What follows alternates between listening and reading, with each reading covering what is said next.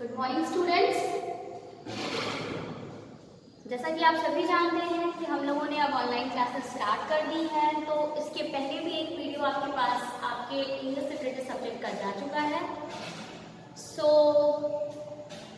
Today we are again here where I will teach you your English literature subject of class 5th and the chapter is same the hermit and the snake. Chapter आपका वही है, the hermit and the snake, but in earlier classes, पिछली classes में हमने क्या किया था? पिछली क्लास में हमने सिर्फ हार्ड वर्ड्स किया था और उनकी मीनिंग की थी, पर आज हम उसी को कंटिन्यू करते हुए हार्ड वर्ड्स, मीनिंग और एक्सप्लेनेशन की ओर आगे बढ़ेंगे। सो डियर स्टूडेंट्स, इसके लिए सबसे पहले तो आप लोग अपनी बुक्स निकाल लीजिए। जैसा कि हम लोग क्लास में सबसे पहले एंटर करते ही ये काम क्या करते थे कि open your English literature book, तो अभी भी मैं आप सबसे कहना चाहूंगी कि अपनी अपनी इंग्लिश लिटरेचर की किताबें निकाल लीजिए और उसका first lesson 1 the hermit and the snake खोल लीजिए इस तरीके से, और उसके बाद फिर हार्ड वर्ड्स, रीडिंग, एक्सप्लेनेशन सब हम कंटिन्यू करेंगे। एक और चीज मैं बताना चाहूंगी आप लोगों को कि अगर आप लोगों के पास किताबें नहीं है, कुछ स्टूडेंट्स ऐसे हैं जो बुक इशू करा के ले गए हैं, और कुछ क्या मैक्सिमम बच्चे अभी ऐसे हैं जिन्होंने अभी बुक नहीं ली है, तो उनके लिए मैं ये कहना चाहूंगी कि प्लीज आप अपनी किताबें जल्द से जल्द ले लीजिए, जिससे कि आपकी पढ़ाई का कोई भी नुकसान ना हो। क्योंकि यहाँ तो हम रेगुलर क्लासेस कंटिन्यू कर रहे हैं, लेकिन अगर आपके पास किताबें नहीं होंगी तो क्या आप उस चीज को आप समझ पाएंगे? बिल्कुल नहीं समझ पाएंगे। तो इसलिए मेरा आप सभी पेरेंट्स, गार्जियन से कहना है कि आप अपने बच्चों की किताबें जल्द से जल्द खरीद लें, जिससे उनकी पढ़ाई का कोई भी नुकसान ना हो।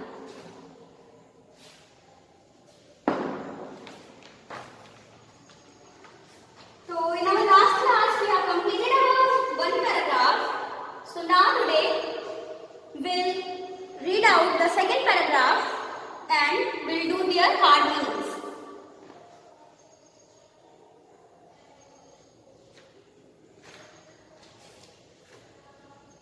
Before proceeding, हम एक बार फिर से आप लोगों को बताना चाहेंगे एक समरी इसकी जो आपके फर्स्ट पैराग्राफ की है, कि एक बार की बात है कि एक संत होता है जो गांव-गांव जाकर उपदेश देता होता है।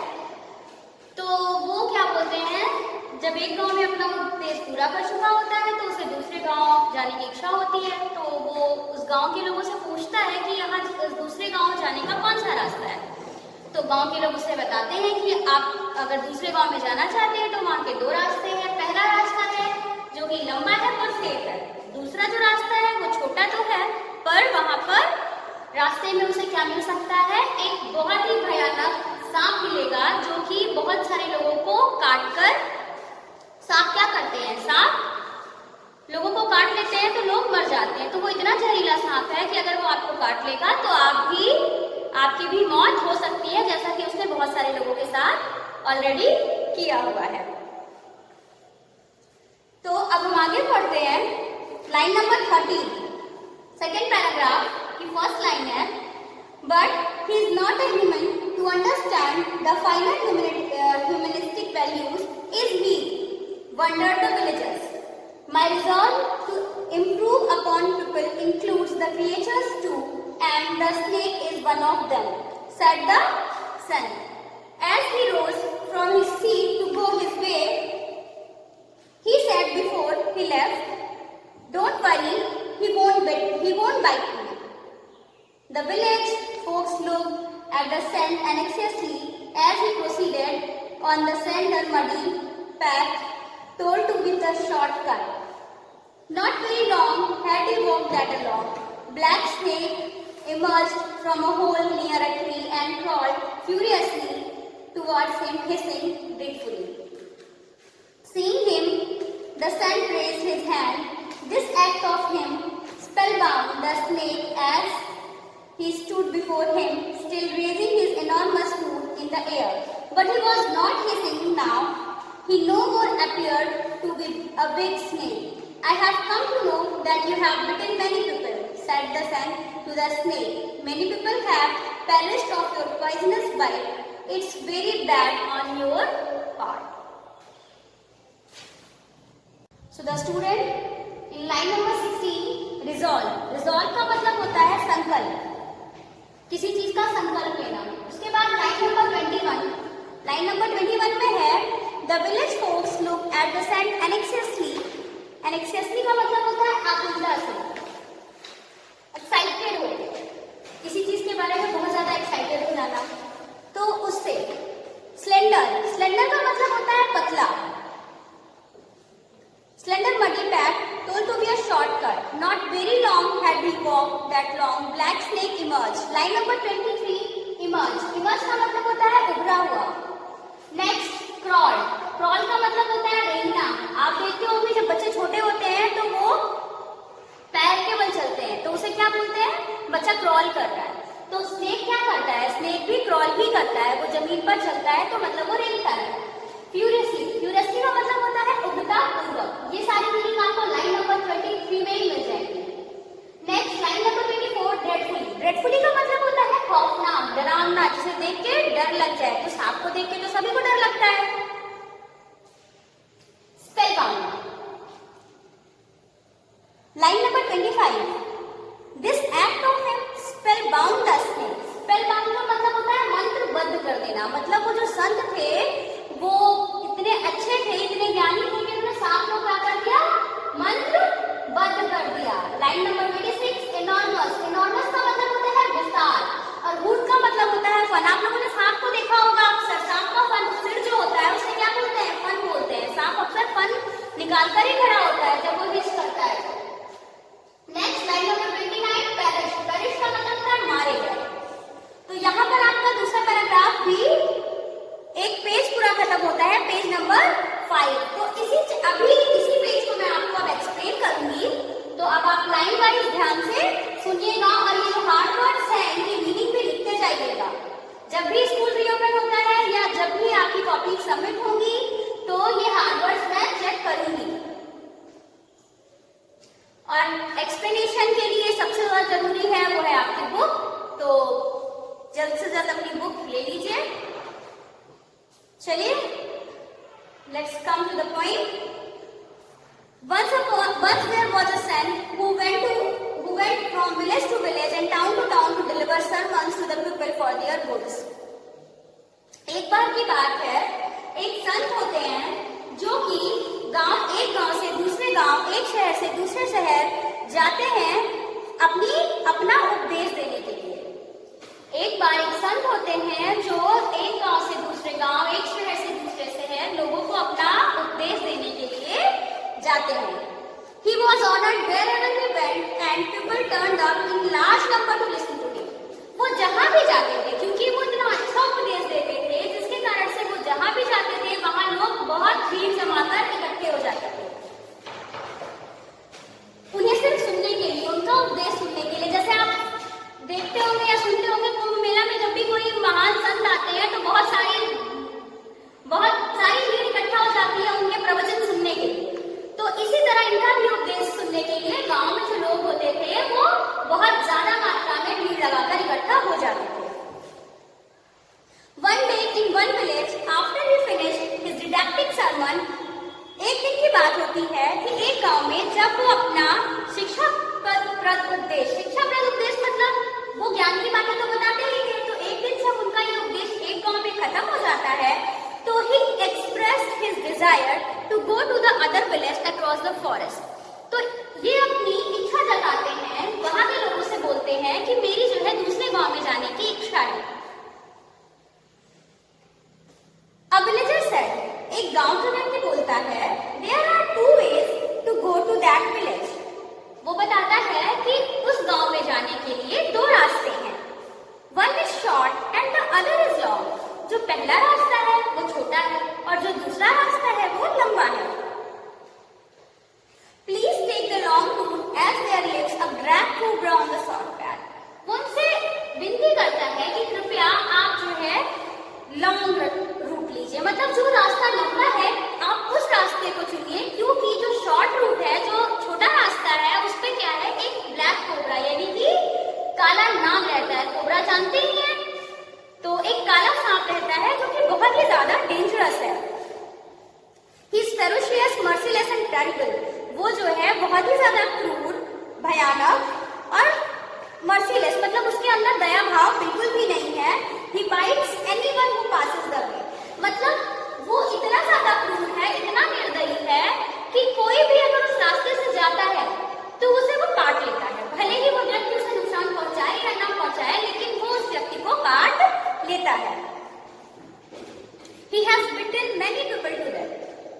बताता है गांव वाला कि उसने बहुत सारे लोगों को काट लिया है और उसके काटने की वजह से उनकी क्या हो गई है, मृत्यु हो गई है, यानी कि उसके काटने की वजह से वो लोग मर चुके हैं।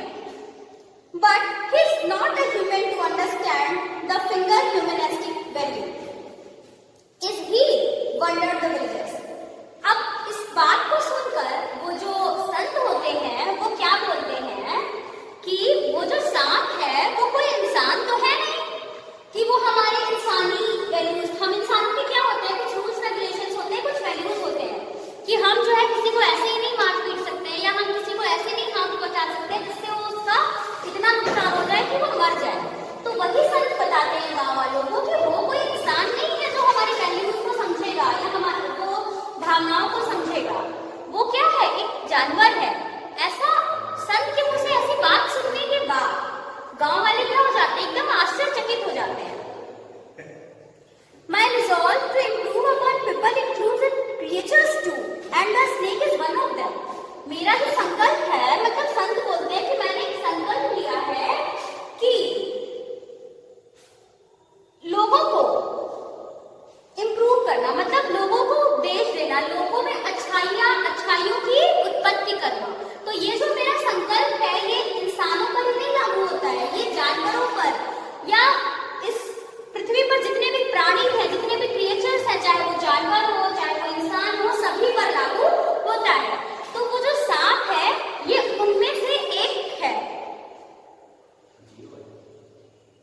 Said the sand as he rose from his seat to go his way. इतना कहकर ही वो अपने स्थान से उठकर रास्ते की ओर बढ़ चलते हैं। He said before he left, "Don't worry, he won't bite me." अब जब वो आगे बढ़ते हैं तो आगे बढ़ने से पहले वो लोगों को बोलते हैं कि आप लोग परेशान मत होइए, वो मुझे नहीं काटेगा। मतलब संत का कहना होता है, संत को ये विश्वास होता है कि सांप उन्हें कोई नुकसान नहीं पहुंचाएगा, वो उन्हें नहीं काटेगा। The village folks looked at the sand anxiously. He proceeded on the slender muddy path told to be a short route. अब गांव के लोगों ने बहुत ही ज्यादा एक्साइटेड होके, बहुत ही ज्यादा आकुलता से देखते होते हैं कि वो जो है, जो शॉर्ट रूट होता है, मतलब जो गांव वालों ने शॉर्ट रूट बताया होता है, जो छोटा रास्ता बताया होता है, वो उसकी ओर बढ़ते हैं जब, तो गांव वाले उन्हें बहुत ही ज्यादा आकुलता से देखते हैं, बहुत ज्यादा आश्चर्यचकित होकर देखते रहते हैं कि किस तरह से वो उस पतले और कीचड़ भरे रास्ते में जा रहे हैं। मड्डी का मतलब क्या होता है, मड्डी का मतलब होता है कीचड़युक्त और स्लेंडर का मतलब होता है पतला। तो वो जब पतले और कीचड़युक्त रास्ते पे जा रहे होते हैं तो गांव वाले सब उन्हें बड़े ध्यान से, बहुत ही आकुलता के साथ देख रहे होते हैं। Not very long had he walked that along. वो बहुत ही ज्यादा दूर तक नहीं चले होते हैं कि black snake emerged from a hole near a tree and crawled furiously towards him, hissing dreadfully. अब संत जो होते हैं वो बहुत ज्यादा दूर तक नहीं चले होते हैं कि इतने में ही सांप जो है एक क्या बोलते हैं, पेड़ की बिल से बाहर निकलता है। सांप कहाँ रहता है, होल में रहता है। होल का मतलब बिल, सांप का अपना जो घर होता है उसे हम लोग बोलते हैं होल। तो सांप जो है उसका घर एक पेड़ के एक बिल में होता है, तो वहां से वो बहुत ही तेजी से, भयंकर रूप से हिश करते हुए निकलता है। Seeing him, the son raised his hand. उसको देखने के बाद जो संत होते हैं वो अपना हाथ ऊपर उठाते हैं। This act of him spellbound the snake. संत का यह कार्य सांप को मंत्रबद्ध कर देता है। मतलब अब सांप जो है उनको हिश नहीं करता या डराता नहीं है, वो चुपचाप ऐसे अपना फन निकाल कर खड़ा रहता है। But he was not hissing now. अब वो बिल्कुल भी हिश नहीं कर रहा था, बिल्कुल भी डरा नहीं रहा था। He no more appeared to be a big snake. अब वो बिल्कुल भी एक भूत सांप नहीं लग रहा था या भयंकर सांप नहीं लग रहा था, जैसा कि वो और लोगों के साथ पेश आता था। I have come to know that you have bitten many people. अब जो है संत उससे बोलते हैं कि मुझे ऐसा पता चला है कि तुमने जो है बहुत सारे लोगों को डसा है, बहुत सारे लोगों को काटा है। Many people have perished of your bite. बहुत सारे लोग तो तुम्हारे जहरीले, क्योंकि सांप के अंदर क्या होता है, जहर होता है, तो सांप जब काटता है तो सांप का जो जहर होता है वो हमारे शरीर में जाता है। तो संत बोलते हैं कि तुम्हारे जहर की वजह से बहुत सारे लोग मारे गए हैं। It's very bad on your part, और ये जो है तुम्हारे पार्ट से या तुम्हारी ओर से बहुत ही बुरी बात है। मतलब यह तुम जो कार्य कर रहे हो ये बहुत ही बुरा कार्य है। किसी को भी बिना वजह मारना ये गलत बात होती है और हमें किसी को इस तरह से नुकसान नहीं पहुंचाना चाहिए। तो संत क्या बोलते हैं, आप सांप को भी उपदेश देते हैं। तो इस तरह से हमारा एक पेज खत्म होता है। क्योंकि स्टोरी बहुत ज्यादा लंबी नहीं है तो ये स्टोरी आपकी कल कंप्लीट हो जाएगी, लेकिन अभी हम बहुत ज्यादा स्पीड बूस्ट नहीं कर सकते क्योंकि आपके पास अभी बुक्स नहीं है। तो आगे की स्टोरी पढ़ने के लिए और आपके हाथ और एक्सरसाइजेस ये सभी करने के लिए सबसे पहले तो आप YouTube चैनल को सब्सक्राइब कर लीजिए, जिससे कि सारी नोटिफिकेशन, सारे अपडेट, सारी इंफॉर्मेशन आप तक पहुंचती रहे। और जब भी कोई नया वीडियो आपका अपलोड हो तो जब आप बेल आइकन दबाएंगे ना, तो जब आप बेल आइकन को प्रेस कर देते हैं तो वो आपको नोटिफिकेशन में बता देता है कि हाँ ये एक नई वीडियो अपलोड हुई है। तो आप इजीली वीडियो को देख पाएंगे और अपनी आगे की पढ़ाई कंटिन्यू कर पाएंगे। तो चलिए चैनल को सब्सक्राइब कर दीजिए, बेल आइकन को प्रेस कर दीजिए और हाँ बुक्स वगैरह ले लीजिए, जिससे कि आपको पढ़ने में बहुत ही ज्यादा मजा आएगा। क्योंकि लिटरेचर पूरा स्टोरी और पोयम बेस्ड ही होता है, तो ये बिना बुक के तो होने नहीं वाला। तो इसलिए एक्सरसाइजेस करने के लिए, आगे की पढ़ाई करने के लिए आप लोग बुक ले लीजिए और फिर हम आपसे मिलते हैं आपकी अगली क्लास में। चलिए तब तक के लिए bye, have a good day.